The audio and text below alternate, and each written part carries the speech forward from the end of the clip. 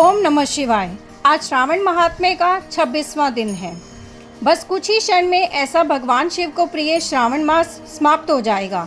इन अंतिम दिनों में आइए भगवान शिव की अधिक से अधिक पूजा, आराधना, नाम जप, तप और उनके स्मरण से उन्हें प्रसन्न करने का प्रयास करते हैं। और इसी प्रयास के फलस्वरूप आइए आज की श्रावण मास महात्म्य कथा का श्रवण करते हैं। तो आइए आज की कथा आरंभ करते हैं। भगवान शिव ने कहा, हे सनत कुमार, श्रावण मास में अमावस्या के दिन जो करणीय है उसको तथा प्रसंगवश जो कुछ अन्य बातें मुझे याद आ गई हैं उसको भी मैं आपसे कहता हूँ। पूर्व काल में अनेक प्रकार के महान बल तथा पराक्रम वाले, जगत का विध्वंस करने वाले तथा देवताओं का उत्पीड़न करने वाले दुष्ट दैत्यों के साथ मेरे अनेक युद्ध हुए। मैंने शुभ वृषभ अर्थात नंदी पर आरूढ़ होकर संग्राम किए, किंतु महाशक्तिशाली तथा महापराक्रमी उस वृषभ ने मुझको नहीं छोड़ा। अंधकासुर के साथ युद्ध में तो नंदी का शरीर विदीर्ण हो गया था, उसकी त्वचा कट गई, शरीर से रक्त बहने लगा और उसके प्राण मात्र बचे रह गए थे। फिर भी जब तक मैंने उस दुष्ट का संहार नहीं किया तब तक वह नंदी धैर्य धारण कर मेरा वहन करता रहा। उसकी इस दिशा को मैंने जान लिया था। उसके बाद उस अंधक का वध करके मैंने प्रसन्न होकर नंदी से कहा, हे सुव्रत, मैं तुम्हारे इस कृत्य से प्रसन्न हूँ। वर मांगो, तुम्हारे घाव ठीक हो जाएं, तुम बलवान हो जाओ और तुम्हारा पराक्रम तथा रूप पहले से भी बढ़ जाए। इसके अतिरिक्त तुम जो जो वर मांगोगे उसे मैं तुम्हें अवश्य दूंगा। नंदिकेश्वर बोले, हे देव, हे देव, हे महेश्वर, मेरी कोई याचना नहीं है। आप मुझ पर प्रसन्न हैं, तो फिर इससे बढ़कर क्या वैभव हो सकता है। तथापि हे भगवान, लोक उपकार के लिए मैं मांग रहा हूँ। हे शिव, आज श्रावण मास की अमावस्या है जिसमें आप मुझ पर प्रसन्न हुए हैं। इस तिथि में गायों सहित उत्तम मिट्टी से निर्मित वृषभों की पूजा करनी चाहिए। आज अमावस्या के दिन जन्म लेना कामधेनु तुल्य होता है। अतः इस तिथि में वर प्रदान करें कि यह अमावस्या वांछित फल देने वाली हो। आज के दिन भक्ति पूर्वक प्रत्यक्ष वृषभों तथा गायों की पूजा करनी चाहिए। गेरू आदि धातुओं से प्रयत्न पूर्वक उन्हें भूषित करना चाहिए। उनकी सींगों पर सोना, चांदी आदि के पत्थर मढ़े और रेशम के बड़े बड़े गुच्छों को भी सींगों पर बांधे। अनेक प्रकार के वर्णों से चित्रित सुंदर वस्त्र से उनकी पीठ को ढक दें और गले में मनोहर शब्द करने वाला घंटा बांध दें। सूर्योदय से लगभग 4 घड़ी बीतने पर गायों को ग्राम से बाहर ले जाकर पुनः साय वेला में ग्राम में प्रवेश कराएं। आहार के रूप में सरसों, तिल की खली आदि अनेक प्रकार का अन्न इस दिन अर्पित करें। जो इस दिन ऐसा करता है उसका गोधन सदा बढ़ता रहता है। जिस घर में गाय ना हो वह शमशान के समान होता है। पंचामृत तथा पंचगव्य दूध के बिना नहीं बनते हैं। गोबर से लेप किए बिना घर पवित्र नहीं होता। हे सुरोत्तम, जहाँ गोमूत्र से छिड़काव नहीं होता वहाँ चींटी आदि जंतुओं का उपद्रव विद्यमान रहता है।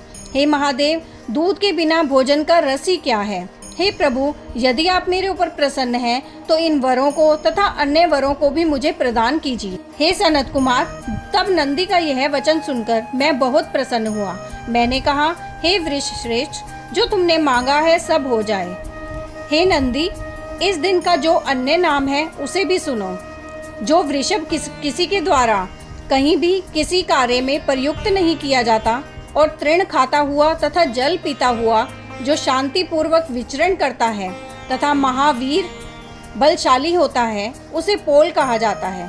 अतः हे नंदिन, उसी के नाम से यह दिन पोला नाम वाला होगा। इस दिन अपने इष्ट बंधुओं के साथ महान उत्सव करना चाहिए। हे वत्स, मैंने उस दिन ये श्रेष्ठ वर प्रदान किए थे, अतः लोगों के द्वारा इस श्रेष्ठ दिन को पोला नाम वाला कहा गया है। इस दिन सभी कामनाओं को पूर्ण करने वाला वृषभों का महान उत्सव करना चाहिए। इसके साथ ही अब मैं इसी तिथि में किए जाने वाले कुश ग्रहण का वर्णन करूंगा। श्रावण मास की अमावस्या के दिन पवित्र होकर कुशों को उखाड़ लाएं। वे कुश सदा ताजे होते हैं, उन्हें बार बार प्रयोग में लाना चाहिए। कुश, काश, यव, दुर्वा, उशीर, सकुदक, गेहूं, व्रीहि, मूंज और बलवज, ये 10 दर्भ होते हैं।